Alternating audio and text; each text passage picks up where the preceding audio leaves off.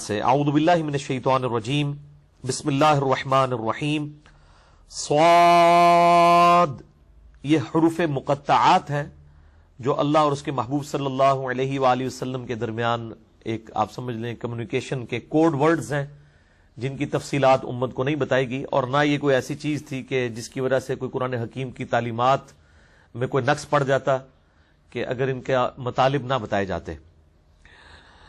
یعنی یہ متشابہات میں سے ہیں جو سورہ آل عمران کی آیت نمبر 7 میں ہے، یہ محکمات میں سے نہیں ہے۔ والقرآن ذی الذکر، قسم ہے قرآن پاک کی جو کہ سراپا نصیحت ہے۔ قرآن حکیم اللہ تعالیٰ نے نصیحت کے لیے آسان کیا ہے، اور نصیحت ہی ایک عام آدمی کی ضرورت ہے، اور سورہ القمر میں 4 دفعہ یہ بات ریپیٹ ہوئی، وَلَقَدْ يَسَّرْنَا الْقُرْآنَ لِلذِّكْرِ فَهَلْ مِن مُدَّكِرٍ، ہم نے قرآن حکیم کو نصیحت حاصل کرنے کے لیے آسان کر دیا ہے کوئی نصیحت حاصل کرنے والا؟ ایز فار ایز تذکیر از کنسرن، نصیحت از کنسرن، قرآن حکیم دنیا کی سب سے آسان کتاب ہے۔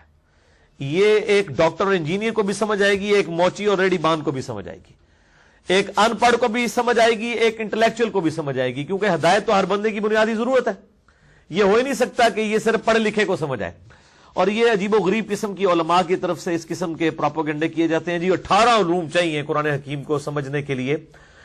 قرآن پاک کو سمجھنے کے لیے 18 علوم نہیں چاہیے۔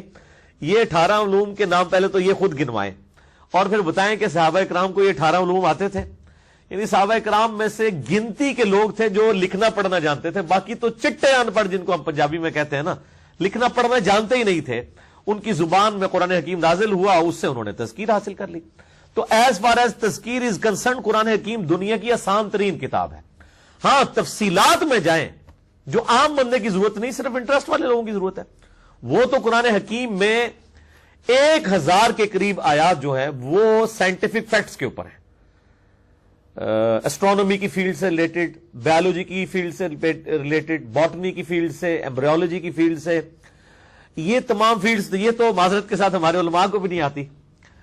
تو یعنی آلموسٹ تقریباً 6500 کے قریب آیات میں سے 1000 آیات فزیکل فنامنا آف نیچر، قانون قدرت سے تعلق رکھنے والی ہیں، جن میں سے اکثر باتیں ہمارے علماء کو بھی نہیں آتی ہیں کہ اگر ان کی تفصیلات پوچھی جائیں، صرف اس کی آبزرویشن ہے، وہ تو سب کر رہے ہیں۔ تو وہ علوم تو پھر علماء کو بھی نہیں آتے۔ سائنس کا علم کتنے علماء کو آتا ہے؟ وہ تو پرانی منطق لے کے چل رہے ہیں۔ تو قرآن حکیم تذکیر کے لیے آسان ہے، یاد دہانی کے لیے، نصیحت کے لیے۔ وَلَقَدْ يَسَّرْنَا الْقُرْآنَ لِلذِّكْرِ فَهَلْ مِن مُدَّكِرٍ، ہم نے قرآن حکیم کو تذکیر کے لیے آسان کر دیا تو ہے کوئی سمجھنے والا؟ اور ایک اور آیت ہے اسی کانٹیکسٹ میں، سورہ صاد ہی میں آگے چل کے 29 نمبر آیت آئے گی، کتاب انزلناہ الیک مبارک لیدبروا آیاتہ، یہ ہم نے ایک بابرکت کتاب نازل کی ہے تاکہ لوگ اس کتاب کے اوپر تدبر اور غور و تفکر کریں اس کی آیات پر۔ وَلِيَتَذَكَّرَ أُولُو الْأَلْبَابِ، اور جن کے پاس عقل ہے وہ اس میں سے نصیحت حاصل کریں۔ یعنی پاگل جو ہے نا اس کی جواب دہی کوئی نہیں ہے، جس کو اللہ نے عقل دی ہے، یعنی جنہوں سے پنجابی کا نا جڑا بندہ روٹی منہ نہ کھاندا ہے، یعنی روٹی منہ کے راستے کھاتا ہے، اس کو اتنی عقل ہے تو وہ اس کے لیے نصیحت ہے اس کے اندر۔ ورنہ تو نعوذ باللہ اللہ تعالیٰ پہ ناانصافی لازم آئے گی اگر ہم کہیں کہ صرف پڑھے لکھے لوگ اس سے نصیحت حاصل کر سکتے ہیں۔ تو باقی یہ کہنا جی قرآن ڈائریکٹ پڑھنے سے انسان گمراہ ہو جاتا ہے، ڈائریکٹ کوئی بھی نہیں پڑھ رہا ہوتا۔ جس بیچارے کو عربی نہیں آتی وہ بھی ڈائریکٹ کی طرف پڑھ رہا ہوتا ہے، وہ علماء دین کے ترجمے پڑھ رہا ہوتا ہے نا، کہتے ہیں علماء سے پوچھ کے چلیں، تو علماء سے پوچھ کے چل رہا ہوتا ہے۔ جب ایک بریلوی احمد بریلوی صاحب کا ترجمہ کھول کے پڑھ رہا ہوتا ہے، وہ کب سے خود قرآن پڑھ رہا ہوتا ہے؟ وہ تو احمد بریلوی صاحب سے پڑھ رہا ہوتا ہے جنہوں نے اس کی زبان میں، جس طرح کے ان پڑھ صحابہ کی زبان میں قرآن عربی میں نازل ہوا، اسی طریقے سے آج کی ان پڑھ عوام جو صرف اردو پڑھ سکتی ہے، ان کی زبان کے اندر اگر احمد بریلوی صاحب نے بریلویوں کے لیے ترجمہ کر دیا، اشرف تھانوی صاحب نے دیوبندیوں کے لیے کر دیا، اور جونا گڑھی صاحب نے اہل حدیث کے لیے کر دیا، سید فرمان علی شاہ صاحب نے جو ہے وہ اہل تشیع کے لیے کر دیا، یا عام مسلمانوں کے لیے مولانا مودودی نے یا مولانا فتح محمد جلندری صاحب نے کر دیا، تو وہ تو بالکل ان کی زبان میں ان کو ترجمہ کر دیا۔ اب اس کو مزید ڈیٹیل میں تو جانے کی ضرورت نہیں۔ نصیحت حاصل کرنے کے لیے قرآن حکیم جو ہے وہ بہت آسان کتاب ہے، اور یہ ہے ہی، اس کا جو مین ٹاپک ہے ہی نصیحت ہے۔ اِنَّا نَحْنُ نَزَّلْنَا الذِّكْرَ وَإِنَّا لَهُ لَحَافِظُونَ، سورۃ الحجر آیت نمبر 9۔ اس الذکر یعنی یاد دہانی نصیحت والی کتاب کو ہم نے نازل کیا اور ہم ہی اس کی حفاظت کرنے والے ہیں. بہرحال اس کانٹیکسٹ میں میرے دو لیکچرز بڑے اہم ہیں. مسئلہ نمبر 1 ہے امام الانبیاء کی دعوت قرآن صلی اللہ علیہ وآلہ وسلم. اسی پہ میرا ریسرچ پیپر نمبر 4 بھی ہے, امام الانبیاء کی دعوت قرآن. آپ ahlsunnatpower.com سے ڈاؤن لوڈ کر سکتے ہیں. اور دوسرا میرا لیکچر مسئلہ نمبر 170 170 نمبر مسئلہ ہے قرآن حکیم کے ترجموں کے اعتبار سے جو علماء دھوکہ دیتے ہیں کہ جی لوگوں نے ترجمے چینج کر دیے. میں نے فزیکلی HD کیمرے میں دکھایا ہے کہ ترجموں میں کوئی فرق نہیں ہے. البتہ جب ایک زبان کو دوسری زبان میں ٹرانسلیٹ کیا جاتا ہے تو الفاظ کے چناؤ میں فرق آ جاتا ہے, اور وہ آبویس ہے. آپ 10 MA پاس انگلش بٹھا لیں جن کو اردو بھی آتی ہو, اور ایک انگلش میں مضمون دیں ان کو کہ اس کا اردو میں ترجمہ کر دیں, تو کیا 100% وہ 10 کے 10 لوگ ایک جیسے الفاظ کے چناؤ کے ساتھ ترجمہ کریں گے؟ نہیں. لیکن مفہوم ایک ہی ہوگا. یہ نہیں ہوگا کہ بسم اللہ الرحمن الرحیم کا ترجمہ ایک جو ہے وہ کر رہا ہو اللہ کے نام سے شروع اور دوسرا کر رہا ہو شیطان کے نام سے شروع. یہ تو نہیں کر رہا ہوگا. ہاں یہ ہو سکتا ہے کوئی ترجمہ کر دے اللہ کے نام سے شروع, کوئی کہہ دے شروع کرتا ہوں اللہ کے نام سے, کوئی کہہ دے شروع اللہ کے نام سے. سب نے اللہ کے نام سے شروع کیا. تو بیسیکلی یہ علماء جو اس حوالے سے لوگوں کو قرآن سے دور رکھتے ہیں یہ بہت بڑی دشمنی کر رہے ہیں قرآن حکیم کے ساتھ. یعنی بجائے سولوشن اینڈ پہ آنے کے پرابلم اینڈ پہ کھڑے ہوئے ہیں. یعنی یہ تو کافروں کے کرنے کے کام ہے. یعنی آج اگر ہمیں کوئی یہودی عیسائی آ کے یہ بات کرے کہ قرآن ڈائریکٹ نہ پڑھنا گمراہ ہو جاؤ گے, ہم کہیں گے تو واقعی یہودی اور کافر ہے اس لیے اس قسم کی باتیں کر رہا ہے. لیکن یہ جو یہودی نما مسلمانوں کے لبادے اوڑے ہوئے لوگ جو ممبروں پہ چڑھ کے لوگوں کو کہہ رہے ہیں قرآن ڈائریکٹ نہ پڑھنا گمراہ ہو جاؤ گے, بخاری شریف ڈائریکٹ نہ پڑھنا گمراہ ہو جاؤ گے. اب ان لوگوں کی چونکہ شکلیں مسلمانوں والی ہیں, کام یہ یہودیوں سے بھی بدتر کر رہے ہیں اور ہم ان کی باتوں کے اوپر یقین کر رہے ہیں. حالانکہ ہونا چاہیے تھا کہ ہم ان کو بالکل چٹا جواب دیتے ہیں کہ خدا کے لیے اسلام کے ساتھ یہ دشمنی نہ کرو. یہ تو کافروں کے کرنوں کے کام ہے کہ وہ لوگوں کو یہ مشورے دیں کہ قرآن و حدیث ڈائریکٹ نہ پڑھو. یعنی تم مسلمان ہو کے بجائے پڑھانے کے لوگوں کو یہ کہنا شروع کر رہے ہو, اور پھر کہتے ہیں نہیں ہم تو کہتے ہیں تفسیر کے ساتھ پڑھو. پڑھاؤ نا یار.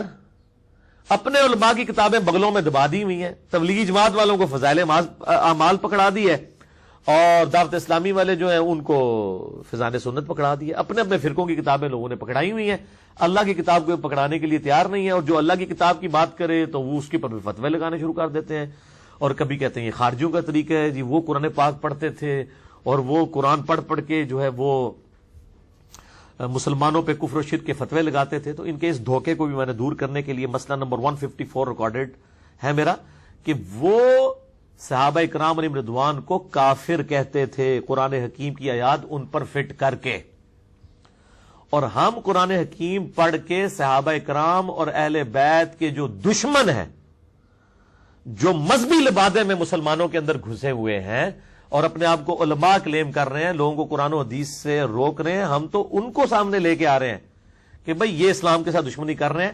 صحابہ اکرام اور اہل بیت کی تعلیمات پر عمل کرو. مسئلہ نمبر 154 قرآن حکیم کی آیات جو ہے وہ کافروں کے بارے میں نازل ہوئی, نہیں جی یہ تو مسلمانوں کے بارے میں نازل ہوئی, یہ کافروں والی آیات مسلمانوں پہ نہیں لگا سکتے. اس قسم کے جتنے دھوکے ہیں میں نے اس حوالے سے اس میں ایڈریس کیے ہیں. اور ظاہر ہے جب بھی قرآن کا ذکر آئے گا تو یعنی یہ ہمارے ایمان کا تقاضا ہے کہ ہم کھول کے بالکل لوگوں کے سامنے یہ بات سامنے رکھ دیں کہ سب سے بڑی دشمنی امت محمدیہ صلی اللہ علیہ وآلہ وسلم کے ساتھ جو کی گئی ہے وہ اس قرآن سے دوری ہے.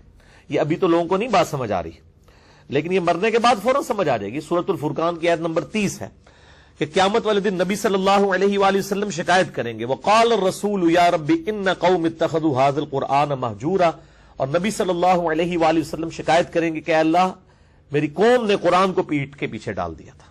یعنی انہوں نے اپنی اپنی کتابیں پکڑ لی تھی اور پھر یہ باتیں کرتے ہیں. وہ کہتے ہیں جی وہ دیکھیں جی ہمارے بزرگوں نے بھی جو کتابیں لکھی ہیں وہ بھی قرآن و حدیث کا نچوڑ ہی نکال کے آپ کے سامنے رکھا ہے. میں کہتا ہوں نہیں, قرآن و حدیث کا نچوڑ نہیں نکالا, نچوڑ دیا ہے قرآن و حدیث کو.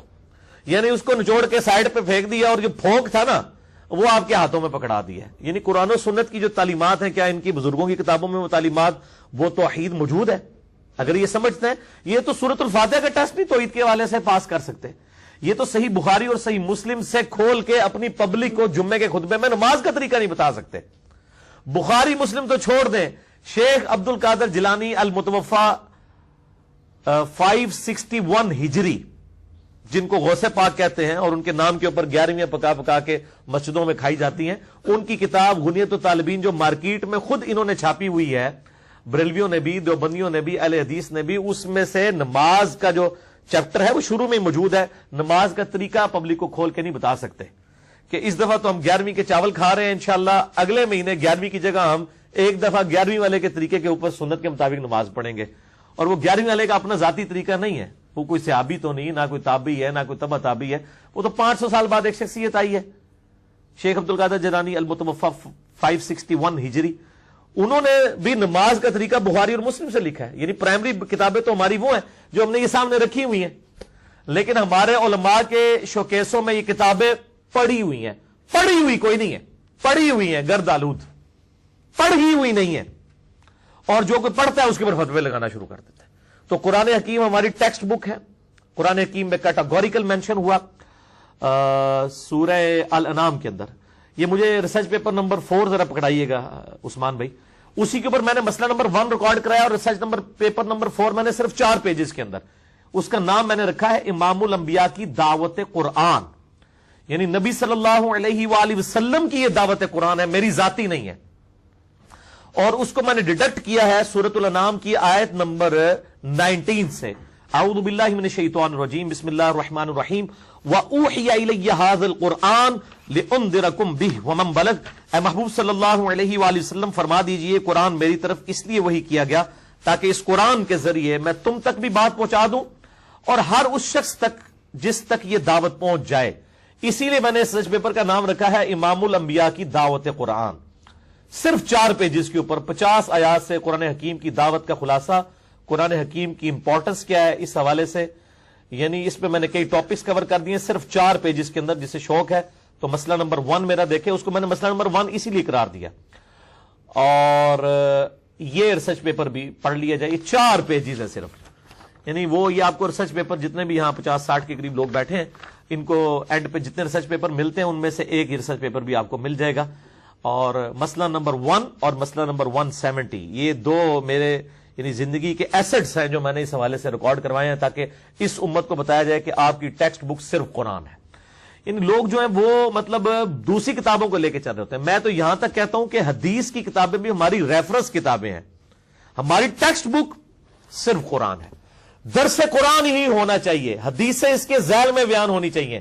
میں تو درس حدیث، درس فقہ، درس تصوف کسی کے بھی حق میں نہیں ہوں، صرف درس قرآن دے، اس کے ذیل میں آپ صحیح الاسناد حدیث بھی بیان کریں اور جو صحیح سند کے ساتھ واقعات ہیں ضرور بیان کریں، لیکن ٹیکسٹ بک جو نبی علیہ السلام دے کے گئے امت کو، وَأُوحِيَ إِلَيَّ هَذَا الْقُرْآنُ لِأُنذِرَكُم بِهِ وَمَن بَلَغَ، اے محبوب صلی اللہ علیہ وآلہ وسلم فرما دیجئے قرآن میری طرف اس لیے وحی کیا تاکہ اس کے ذریعے میں تم تک بھی تذکیر کروں، نصیحت کروں، ڈر سناؤں، اور جس تک بھی یہ کتاب پہنچ جائے وہ بھی اسی کتاب کے ذریعے لوگوں کو تبلیغ کرے۔ یہی نبی صلی اللہ علیہ وآلہ وسلم کا انسٹرومنٹ آف دعوت ہے۔